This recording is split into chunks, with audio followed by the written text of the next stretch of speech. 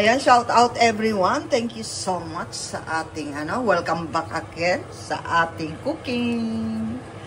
Ayan, shout out sa ating buong team Lintik, guys. So ngayon ay magluluto tayo ng pinapaitan. So ito po guys yung ating lulutuing pinapaitan. So ito po ay yung lumo ng baka.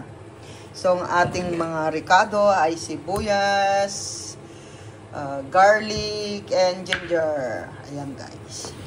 Yan po yung ating hapunan. So maaga tayo ngayon nakauwi ng konti. At medyo magulong ating life. Magulong ating utak guys. So ayan. Hintayin lang natin guys na maging brown yung ating garlic. So, lakasan natin yung apoy. So, need natin ng tubig. So, gigisain lang natin. Ang ating pinapaitan guys, dahil dito, sa Holland ay wala namang nabibiling papait. So, ang ating gagamitin ay yung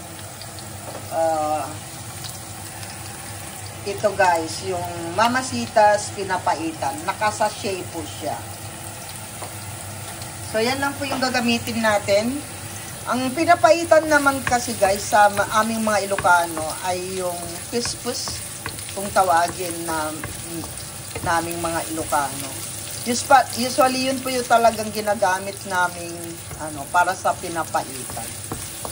So, kapag ganyan na mabango-bango na yung luya nyo, ganyan, simpleng-simple lang po magluto ng pinapaitan. Usually, hindi naman ako talaga nagluluto ng pinapaitan sa amin. Kasi yung kuya ko po yung tagaluto ng pinapaitan. So, shout out sa aking kuya na taga Sudipan.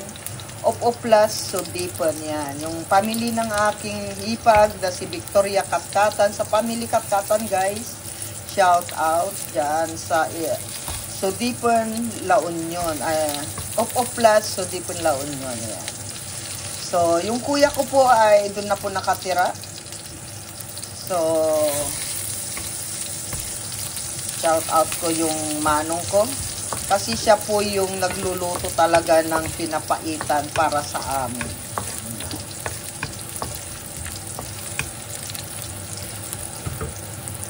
Tapos, meron po tayong sibuyas.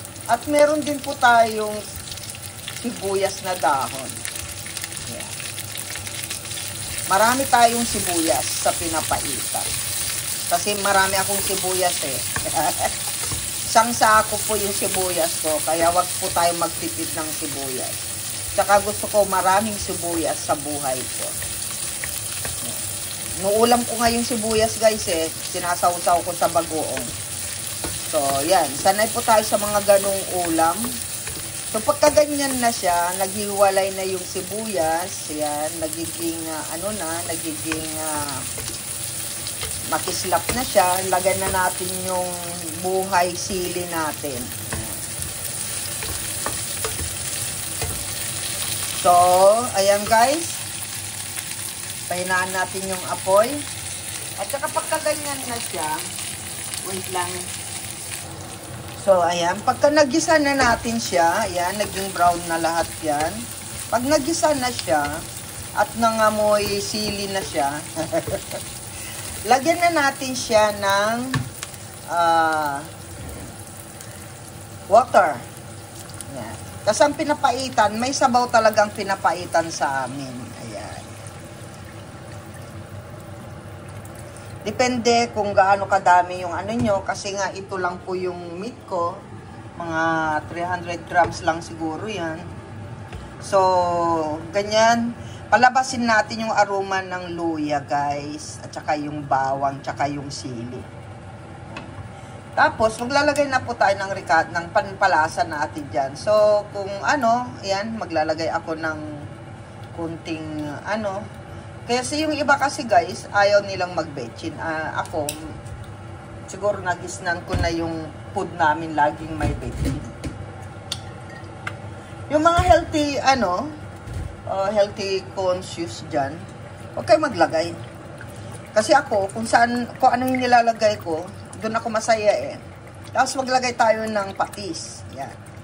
Depende na rin kung gaano kadami yung patis nyo. Tansyain nyo na lang. Ako kasi tak lang yan.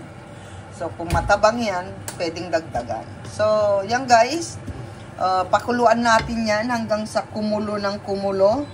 Hanggang sa yan ay mag-amoy pinapaitan. Ilagay na rin natin pala yung sachet ng pinapaitan. Para pag kumulo na siya, guys, wala kasi akong holder ng cellphone. Hawak-hawak ko. Yan. So, depende yan kung gaano kadami yung ilalagay yung powder ng pinapaitang powder. So, siguro okay na yan. Dagdagan natin ng konti. Yan. Konti pa. Yan. Kasi daming sabaw eh. Yan. So, pagka ito ay kumulo na, ngayon amoy pinapaitan na guys. Usually, ang mga pinapaitan sa aming mga Ilocano, yung mga lamang loob ng baka, yan. Eh, wala namang ganun dito eh.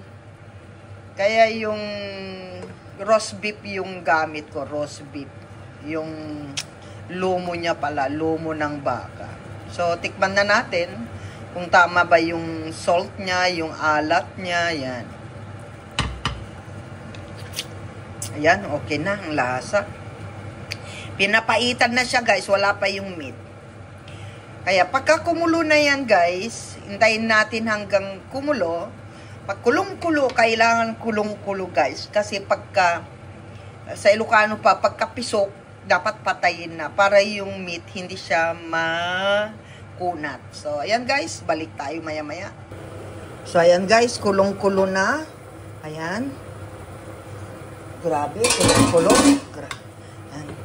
Tapos lumabas na yung talagang lasa ng ng mga ricado. Yan. Tapos tikman na natin. Kuha tayo ng kutsara guys. Para tikman natin yung sabaw niya. Wow, tignan nyo naman guys. Parang pinapaitan talaga.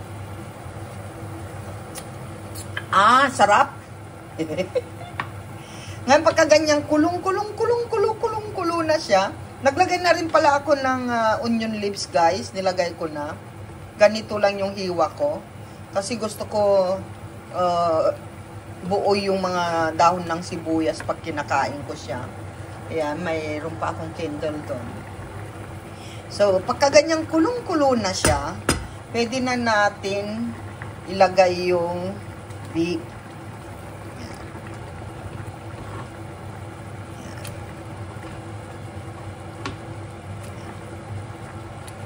At kailangan mabilis lang ito. Kumbaga pa sa sa mga Ilocano pagkapisok dapat adawin mo na daw. Parang ganon yung tanggalin mo na sa sa apoy. So ayan. Pakuluan lang natin ng isang beses. Ayan. Pag kumulo na siya, okay na siya. At saka maninipis lang yung pagkahiwa. Yan, okay na. Okay na yan. Tikman na natin guys. Wow. Ang sarap. Pero kung yung papait talagang nilagay dito, makakaluto lang tayo ng talagang tunay na tunay na papait. Pagka uwi tayo ng La Union, San Fernando, La Union. Shout out sa ating mga taga San Fernando, La Union. Tikman natin yung meat.